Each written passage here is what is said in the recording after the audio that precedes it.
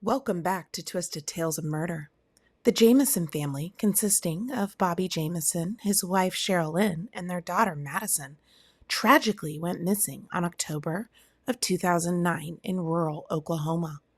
The family's disappearance remains a mystery, with several strange and unsettling details surrounding their case. When looking at the timeline, it was on October 8th, 2009, when the Jamisons were last seen leaving their house. You will see in some of the preceding footage that they were acting quite strangely in the last times they were caught on film.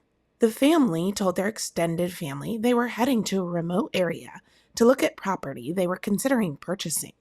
They left their home in their truck, carrying a trailer, but they never returned home or were seen again. Their beliefs were a little unorthodox. And the circumstances surrounding the puzzling disappearance of Bobby, Sherilyn, and 6-year-old Madison Jamison just before Halloween scares their family.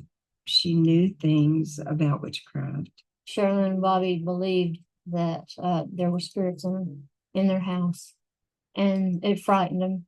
But could their haunted house actually have scared the Jamisons to death? Sherilyn Jamison was known to dabble in the world of the supernatural. On a container near her home, she scrawled graffiti about witches and black cats. She did tell me that one time she had cast demons out of someone.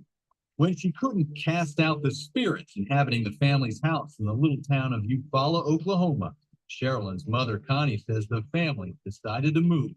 Sherilyn told me they had plans to buy a piece of land in the mountains. Now the remote San Boys Mountains, about 30 miles away, hold all the dark secrets. It's where the couple was heading with their young daughter the day they disappeared. They didn't want to be around a lot of people. I think they just needed solitude.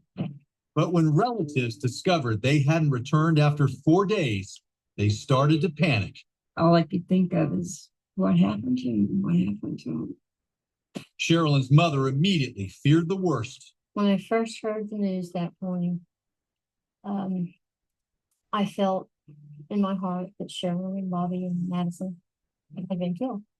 Former Latimer County Sheriff Israel Beecham was optimistic the Jamisons would be found alive. I didn't want to overreact, so I just assumed they were camping. Maybe they were lost. But after 7 days and counting, nagging suspicion became a resounding alarm. Then on the 8th day, a distressing discovery. The Jamisons' truck is found by a local hunter with the family dog alive and trapped inside. I can't imagine him leaving her in the car at all. Leaving their coats in the car, their phones, the GPS, the cameras.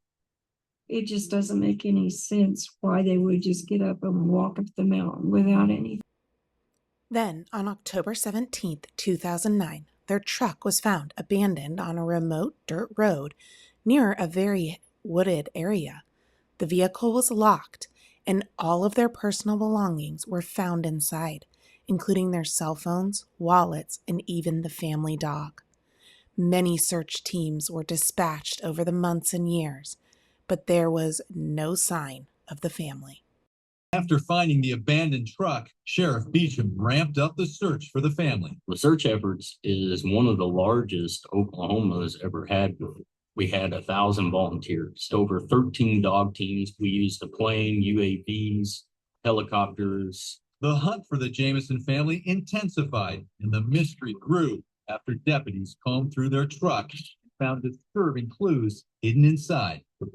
Angry letters, a cell phone photo of Madison taken the day the family disappeared, empty pill bottles, and $32,000 in cash. The money was in a Ziploc bag inside the bank bag. And he had buried it down underneath all of his tools. And he didn't expect anybody to find it.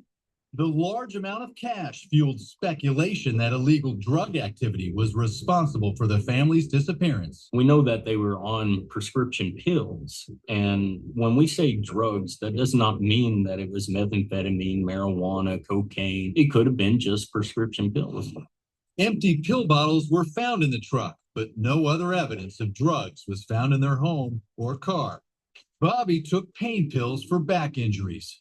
Also in the truck, investigators found disturbing letters. I will say that there was a problem. So that in the very beginning gave us a lot of concern. Sherilyn's own handwritten notes revealed she was frustrated with her husband. I would not wish my daughter to be raised in foster care because of you being in prison for attempted murder and her mother dead. The cops wondered if she had the motive to want him dead. They did have some disagreements on things, but all marriages do. I don't think she meant all those things. Perhaps Sherilyn or someone she was involved with made the family disappear. They were just abnormal individuals. We couldn't get rid of the idea that, hey, maybe they just didn't want to be found. Did the Jamisons simply go off the grid and start a new life, leaving their beloved dog and a large amount of cash behind?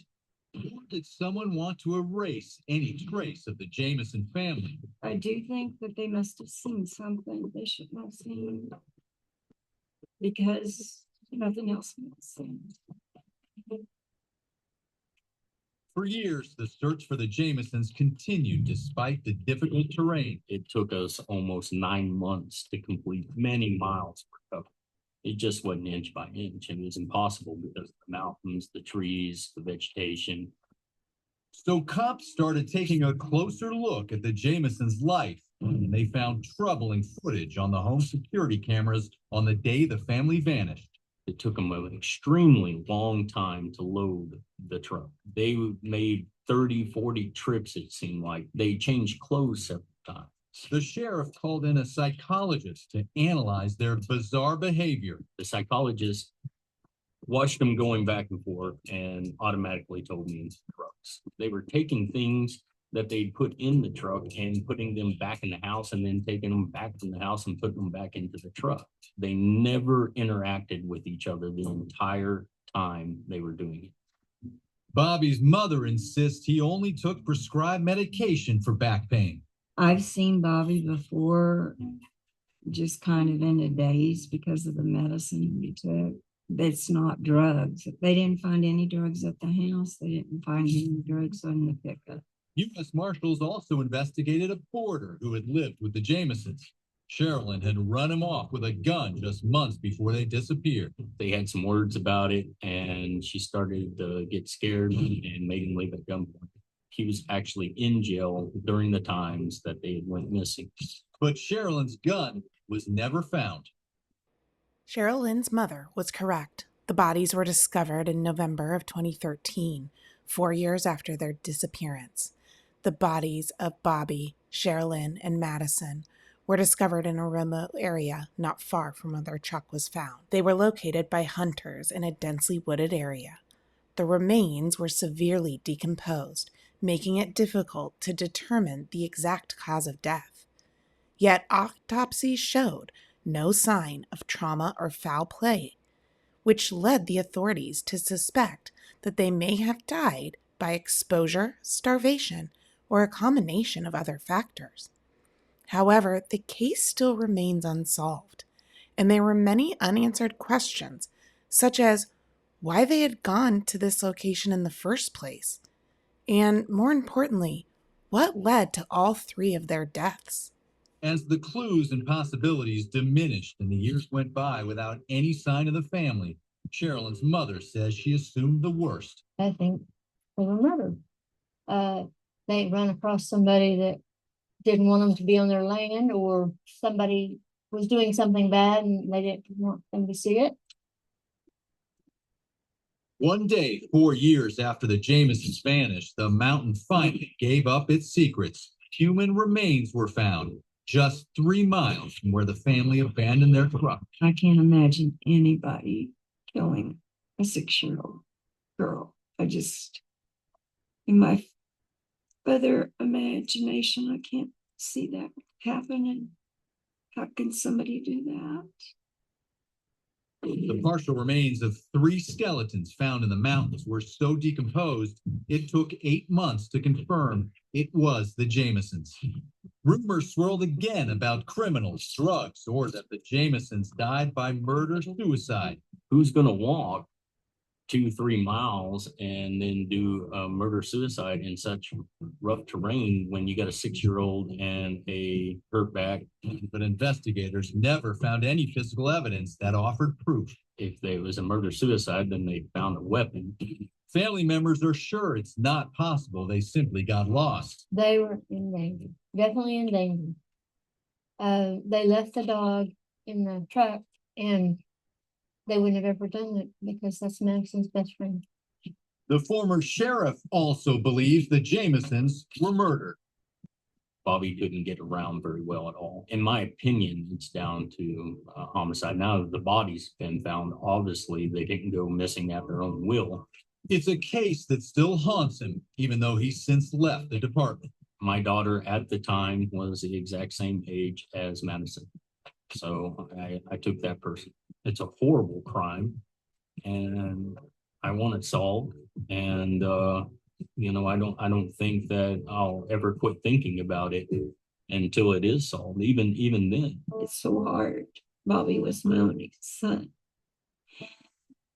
And Madison was on my only granddaughter. It should be noted that prior to their disappearance, Bobby and Cheryl Ann spoke to a local pastor about their beliefs that their home was invaded by dark spirits and that an exorcism might be needed. This was because Madison had started talking to an imaginary friend named Emily. Cheryl Ann believed Emily was actually an evil spirit, and at one point, Bobby asked the pastor if he knew of anywhere he could purchase special bullets to shoot a handful of spirits whom he said were living in the roof of the family home. Bobby was also planning to try an exorcism to spirits in the home with the help of a copy of the Satanic Bible that he had just purchased.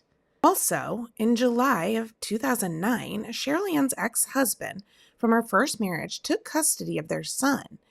And in September, Cheryl Ann was hospitalized following a failed suicide attempt. During the custody of their 12-year-old son, he was asked where he wanted to live, and he told the judge that he preferred to live with his dad, giving the statement about his mother that she is very depressed and that she often acts strangely. This information, I think, is very important to the family's disappearance. After the bodies were found, and due to the extensive decomp that had occurred in the 4 years since their disappearance, it was deemed impossible to determine a cause of death, though one of the skulls, Bobby's, had a small hole in it that is suspected to be a bullet hole.